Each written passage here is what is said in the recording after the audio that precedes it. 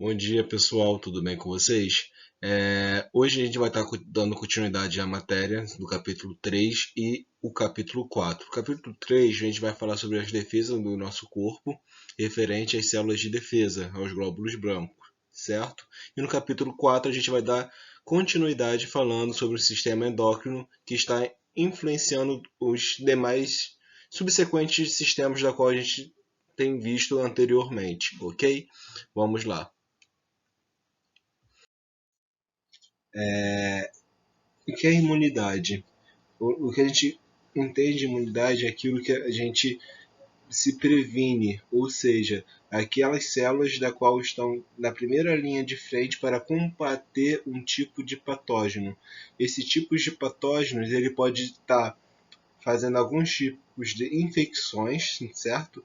Ele pode ser um agente, pode ser bacteriano, viral ou protozoário. Quando eu falo bacteriano, eu posso estar falando de uma meningite, eu posso estar falando de algo viral, eu posso estar falando sobre o HIV, eu posso estar falando de algo protozoário, eu posso estar falando de algum tipo de verme, tipo tênia, né? Então, quando esse patógeno entra em contato com o nosso organismo, a gente ativa logo as nossas células de defesa, que a gente classifica como a nossa imunidade, correto? O sistema imunitário é responsável pela reação, ou seja, quando esse patógeno entra em contato com o nosso organismo, ou seja, quando ele invade o nosso sistema imunitário é ativado, as nossas células de defesa é ativada. Então, aqui é uma imagem da qual eu estou mostrando para vocês como é o sistema linfático, né? Que está interligado com o sistema sanguíneo, ou seja, se lembra do sistema sanguíneo? Aqui são as veias, não, as artérias, perdão. Aqui são as artérias e aqui são as veias. E aqui no meio é aquela rede capilar, correto? Dentre eles tem uns vasos esverdeados, certo? São sistemas linfáticos que estão entrelaçados aos vasos sanguíneos, correto? Essa conexão entre os vasos linfáticos com a corrente sanguínea dá uma maior facilidade com que as células de defesa entrem na corrente sanguínea, ou seja, o sistema linfático, que é onde estão nossas células de defesa, eles podem muito bem entrar na corrente sanguínea e ir na direção aonde está alojado a bactéria, certo? Então a gente consegue ver tudo desenhado em verde são os vasos linfáticos, correto? E tem esses nódulozinhos aqui que são os gânglios linfáticos ou linfonodos, ok? Que são lugares onde tem armazenamento ou uma concentração maior de produção de linfócitos, que são células de defesas, ok? Caso vocês queiram fazer um teste em vocês mesmos, vocês podem estar palpando a altura da virilha de vocês. Vocês vão sentir como se fosse um carocinho de azeitona nessa região aqui da virilha. Se você sentir, ou na região da axila também, vocês conseguem sentir esse gânglio, né, esse linfonodo, que é uma sensação como se fosse de uma ervilha, literalmente. Ervilha não, uma azeitona. Então, essa região aqui da axila e a região da virilha são regiões ricas de linfonodos. Então, vocês conseguem estar palpando e sentindo essas estruturas. Certo, pessoal? Pois bem, continuando. Então, o sistema imunitário, né, a nossa imunidade é composta por células especializadas, que a gente chama também de glóbulos brancos, certo? Esses tecidos e órgãos reagem a maneiras diversas para garantir a imunidade. tanto o sangue, tanto a linfa, ou seja, tanto o sistema cardiovascular, o sistema linfático, está diretamente distribuído no sangue, onde transportam os componentes do sistema imunitário. Foi aquilo que mostrei no slide anterior, onde estava o vaso sanguíneo e o sistema linfático entrelaçado entre eles.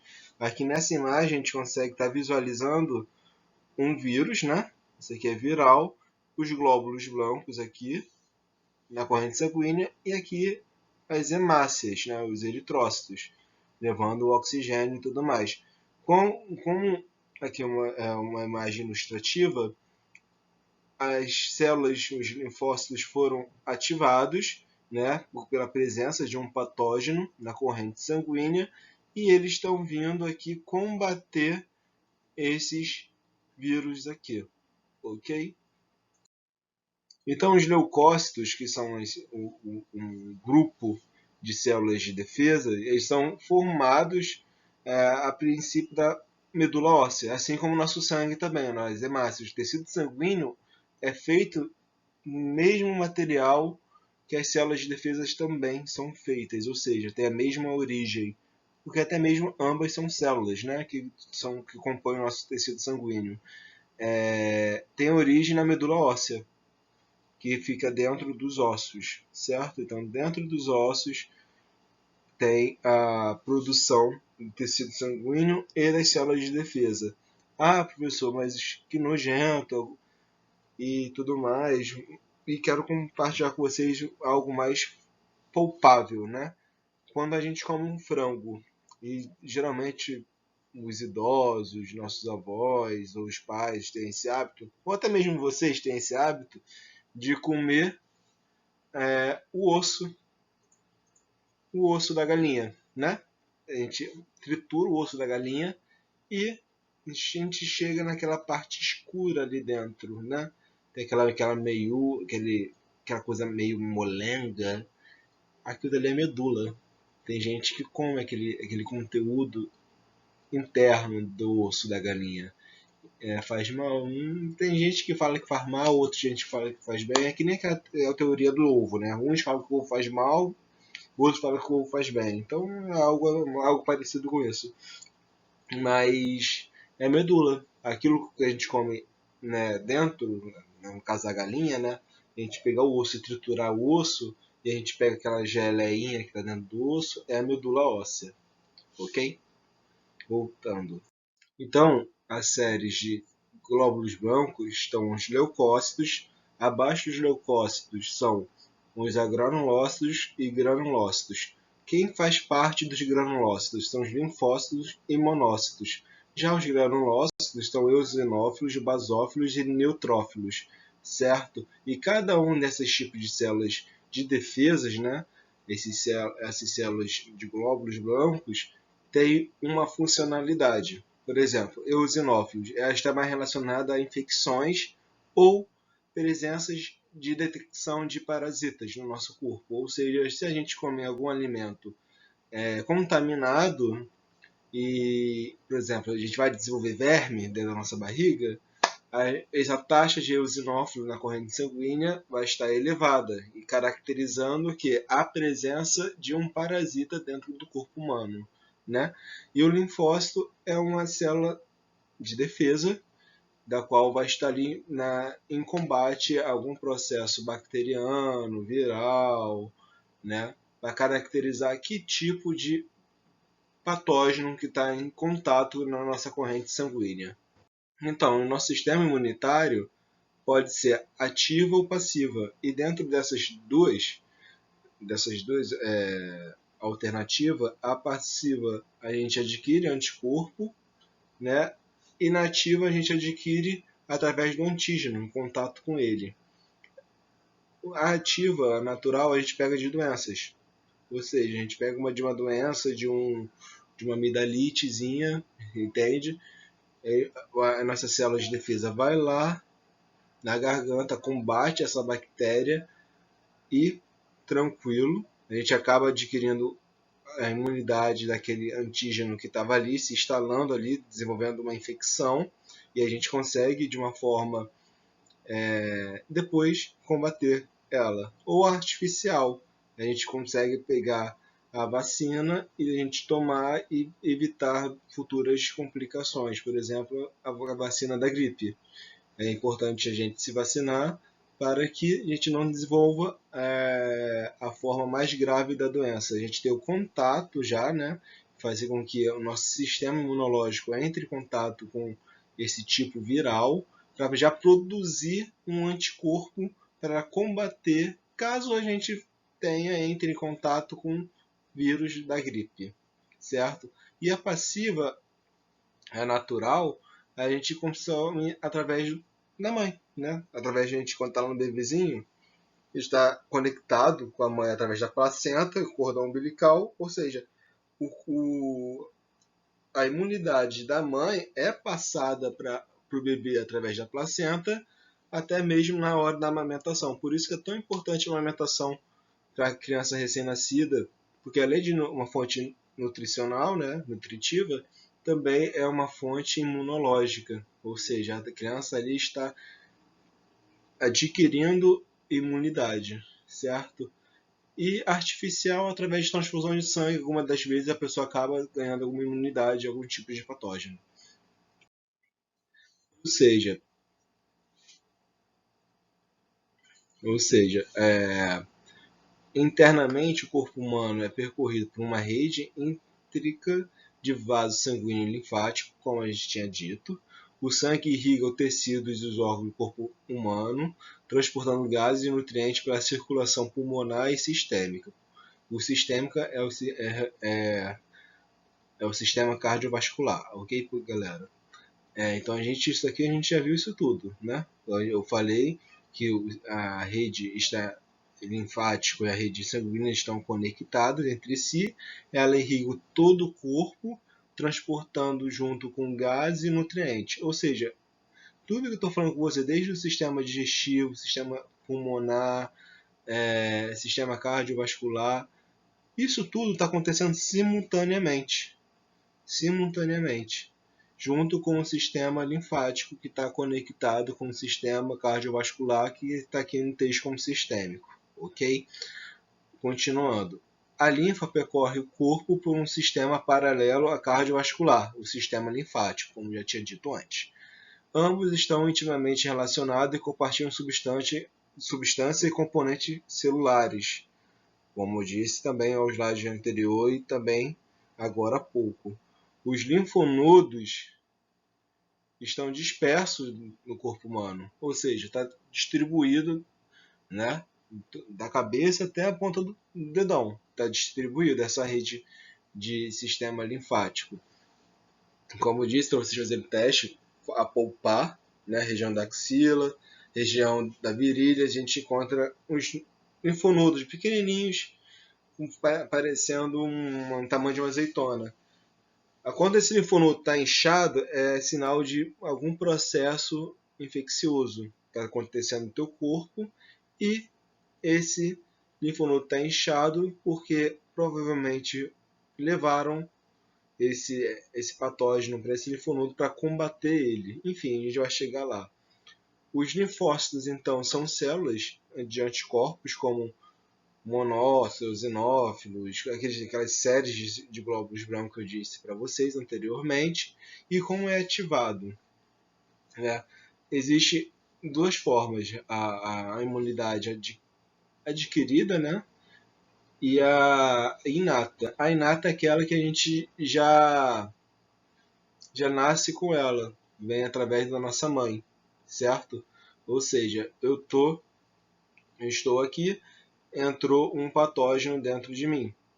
As minhas células de defesa, os leucócitos, né? Eles vão lá, vão englobar esse patógeno, né? O que vai ser o macrófago, né? Uma célula que vai englobar, e vai acontecer o que? Uma fagocitose. O que é uma fagocitose? Essa célula que vai englobar a bactéria e vai começar o processo de digestão. Nesse processo de digestão, ela deixa um fragmento ali. E ela reconhece que aquela bactéria ali, eu já tive contato com ela. Então, ela não tem a potencialidade de me causar uma infecção. Porque até mesmo a minha célula de defesa reconheceu essa bactéria. ou porque eu já ganhei da minha mãe, ou eu já tive contato com ela em algum momento na minha vida. Agora, a imunidade adquirida é uma doença, é um tipo de patógeno da qual eu nunca entrei em contato na minha vida, certo? E a gente fala também que é uma imunidade tardia, né? É uma resposta mais tardia que a gente tem. Ou seja, é uma doença, um patógeno que a gente nunca entrou em contato. O macrófago, no caso do leucócito, vai lá combater ela, só que, epa, eu não tenho informação sobre esse patógeno.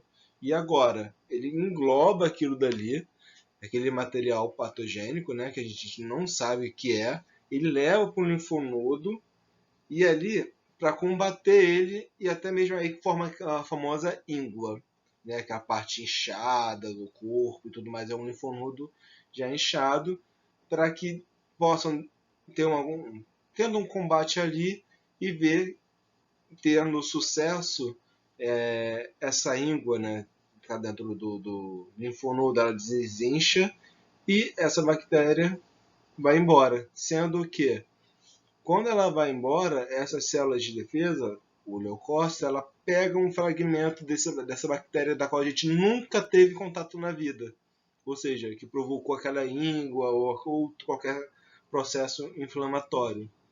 Ela pega essa informação dessa célula e a armazena no sistema imunológico, ou seja, tem uma memória imunológica ali de vários fragmentos de bactérias que a gente já entrou em contato no corpo. A gente tem uma bactéria da amidalite,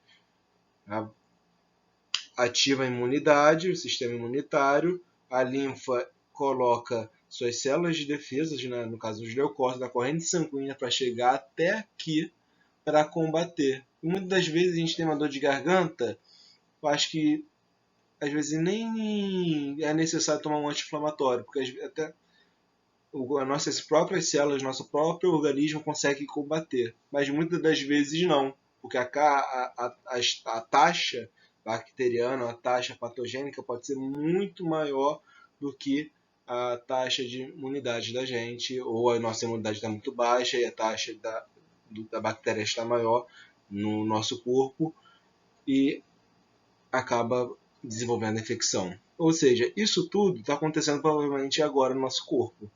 Só que a gente não está vendo isso e não sente. A gente só acha que a gente está andando na rua e do nada respira. Nossa, agora entrou uma bactéria aqui, eu vou entrar em guerra no nosso corpo. Na realidade, não. Nosso organismo está em guerra 24 horas por dia para manter a nossa saúde, a nossa qualidade de vida. Ou seja, fazer com que o nosso corpo não desenvolva a doença. Os glóbulos brancos estão aqui, ó, circulando no nosso corpo, no seu corpo, para que esses patógenos, essas doenças bacterianas ou protozoários e tudo mais, não ganhem a sua vez de produzir sintomas. Ou seja, nosso corpo está 24 horas combatendo esses tipos de patógenos para a gente não ficar doente. Conseguiram entender?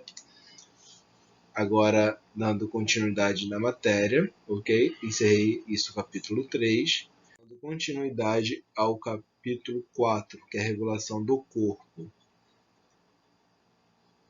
E vamos lá. Então, na regulação do corpo, nós seres vivos, a gente tem vários tipos de sistemas e esses sistemas atuam em conjunto, né? Como eu já disse para vocês anteriormente, sistema cardiovascular, sistema digestivo, o sistema pulmonar, o sistema linfático, né, que está literalmente relacionado ao sistema imunológico. Isso tudo está em conjunto, sendo que o sistema endócrino é um sistema muito importante porque ela envolve hormônios, certo? E esse sistema endócrino, que faz parte desses sistemas, faz com que esses hormônios atuem fazendo com que alguns determinados órgãos e até mesmo características fisiológicas da gente acabem sendo expressadas, certo? Como assim? Vou explicar passo a passo para vocês. Aqui no texto assim: conjunto de sistemas que atuam em conjunto e de maneira coordenada para o corpo humano, Foi o que eu disse, que esse sistema endócrino atua com outros também sistemas que a gente possui de uma maneira coordenada e contínua, certo? Uma das maneiras pelas quais essa coordenação acontece é por meio do sistema endócrino, porque até mesmo é por ações de hormônios. Esses hormônios vão ligar por outros tipos celulares para ter uma funcionalidade, para que cada órgão tenha uma função e tudo mais, que são produzidas nas glândulas. A gente vai estar vendo isso mais lá para frente. Ou seja, o que é o hormônio? O hormônio, sua característica física, ela possui diversas formas em questões particulares. Ela pode ser retangular, bola em formato de estrela, né? Meio que algo estrelado, como fosse uma espinhal, assim. Pode ser um losango, como está um exemplo aqui do lado. E eles são dispersados, né? No caso, existem várias glândulas no nosso corpo, da qual essa glândula emite na forma para fora, né, do seu corpo, cai na corrente sanguínea. E quando tá ali, tem várias células, essas têm uma membrana, e essas membranas possuem no gás essas proteínas. Não sei se vocês estão percebendo aqui, como fosse em C, na membrana plasmática de cada célula. Essas proteínas aqui, elas ligam a um determinado hormônio. Ou seja, cada proteína tem uma ligação para um hormônio específico? Sim. Não é qualquer hormônio que vai se conectar a qualquer tipo de proteína receptor de uma membrana plasmática. Cada hormônio tem o seu receptor específico na membrana plasmática, correto? Ok.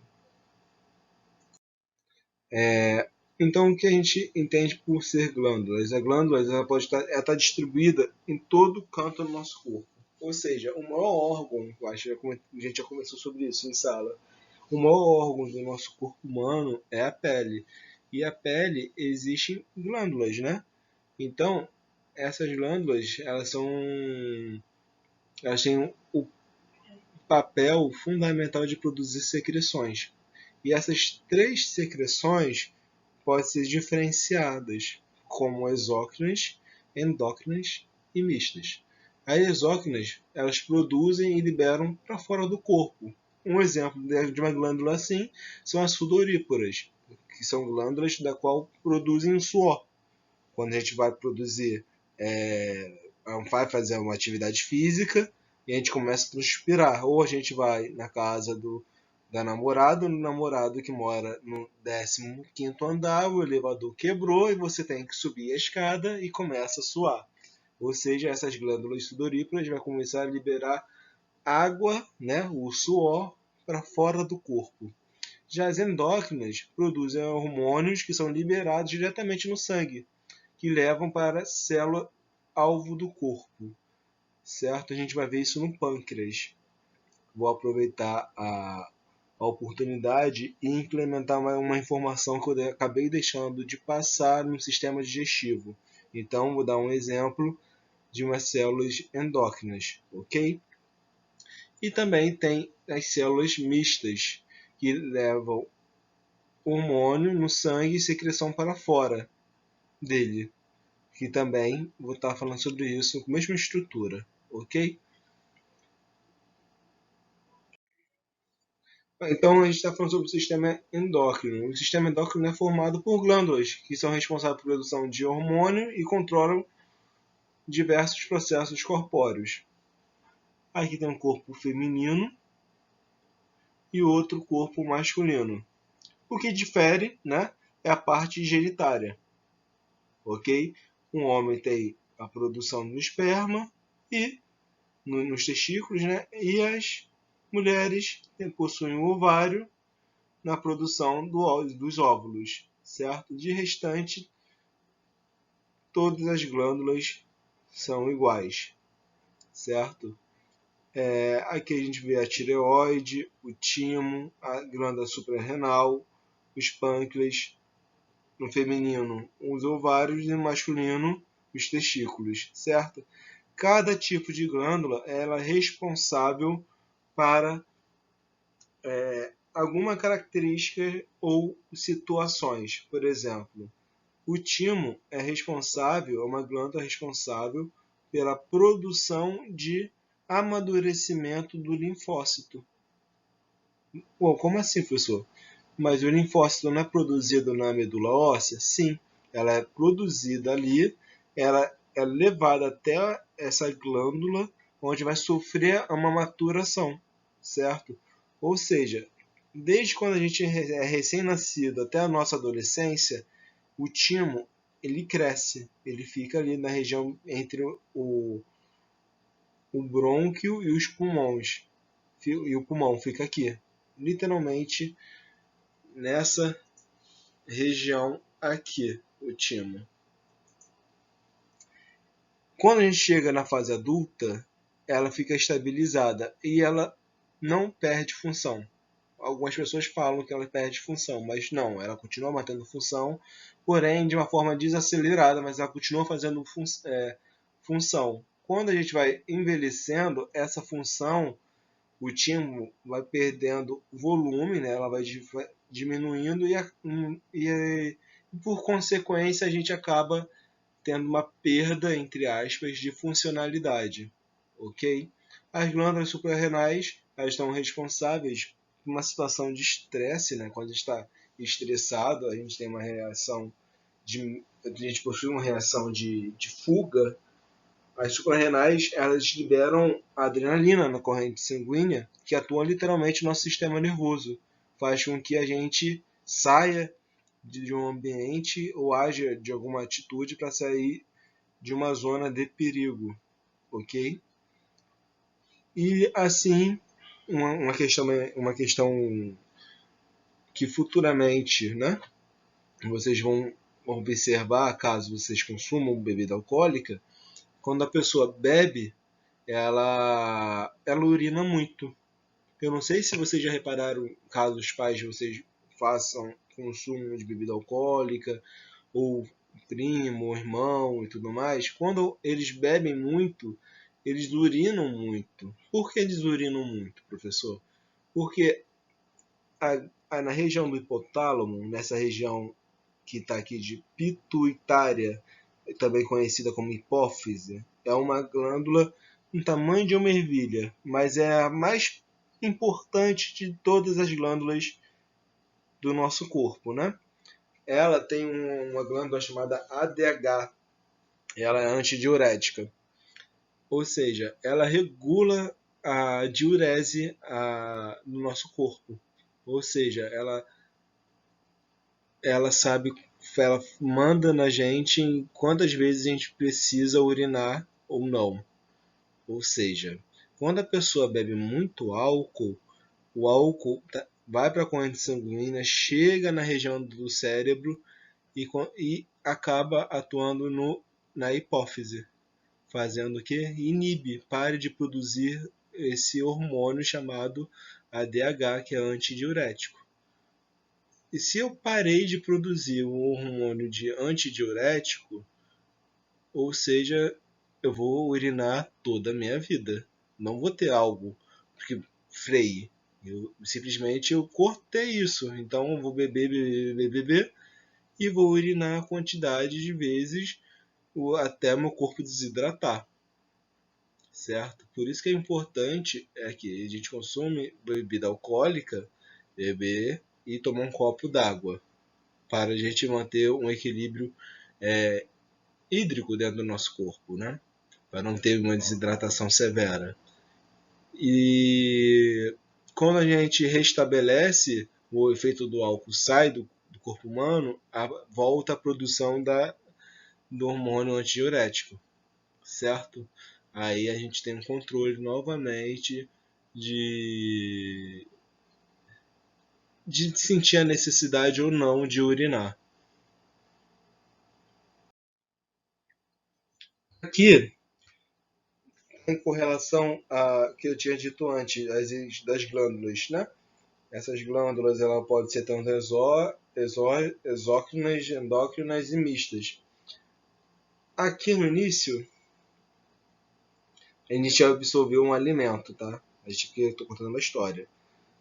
O João teve um alimento rico em macarronada. Macarronada é um carboidrato, certo?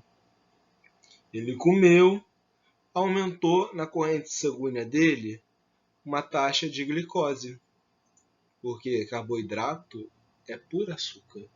Então, o pâncreas é uma glândula, certo? Que está ali também inclusa no sistema digestivo. Ela é uma glândula anexa. É uma glândula anexa. E o pâncreas tem a função de quê, professor? De produzir insulina e também de produzir um hormônio chamado glucagon, certo? Então a gente tem que saber o que? A glândula pâncreas tem função de produzir insulina e glucagon, certo? A insulina serve para atenuar o nível de glicose na corrente sanguínea, né? E o glucagon faz o oposto. Ele quebra a, a quantidade armazenada de açúcar para a gente manter disperso. Vou explicar isso passo a passo, ok? Então o João fez uma dieta rica em carboidrato, aumentou a taxa de glicose na corrente sanguínea, certo? As células beta, que aqui do lado é a insulina, são as células da qual fazem produzem insulina. Essa insulina corre para a corrente sanguínea, né, para atenuar o nível de glicose na corrente sanguínea, mas às vezes sobra alguns tipos de glicose disperso no corpo humano. Eles fazem o que o nosso corpo humano? Elas pegam essas glicose e interligam como se fosse uma cadeia, literalmente um trem, e se aloja no fígado. Ao alojar no fígado, forma-se uma cadeia de glicogênio, certo? É glico de glicose, gênio de uma quantidade, certo? Eles ficam ali armazenados e são absorvidos pelo fígado, certo? Eles ficam ali armazenados. Quando alguém tem uma taxa de hipoglicemia, quando a glicose abaixa, as células alfa, faz a produção do hormônio glucagon, elas quebram o glicogênio. Ou seja, aquele alimento que estava rico, né, que tinha comido muito carboidrato, a insulina conseguiu colocar dentro da taxa da normalidade, porém tem ainda resíduos de glicose disperso na corrente sanguínea. Eu consigo fazer com que toda essa glicose se une, fica armazenado no fígado, certo? E se forma o glicogênio. Fica ali, armazenado, aguardando para algum determinado momento na vida ser utilizada, é armazenada. O pâncreas, com as células alfas, elas produzem o quê? Glucogênio, que é o hormônio, certo? Quando alguém, por exemplo, faz exame de sangue, é necessário, às vezes, fazer 12 horas de jejum ou 8 horas de jejum. E a gente extrapola esse nível de horário, né? Por exemplo, vou fazer exame de sangue para ver também a taxa de glicose, né? Eu demorei 13 ou 14 horas, estou em jejum. Acontece o quê? O pâncreas, o nosso sistema endócrino vai perceber que tem muita pouca açúcar na corrente sanguínea. Ele libera glucagon para o fígado, o pâncreas, e quebra esse glicogênio e liberando açúcar na corrente sanguínea.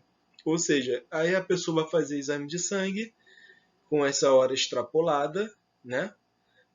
E vai ver que tem alteração de nível de açúcar devido ao glucagon já estar agindo no glicogênio e aumento dessa taxa de açúcar. O pâncreas ele tem duas funções, né?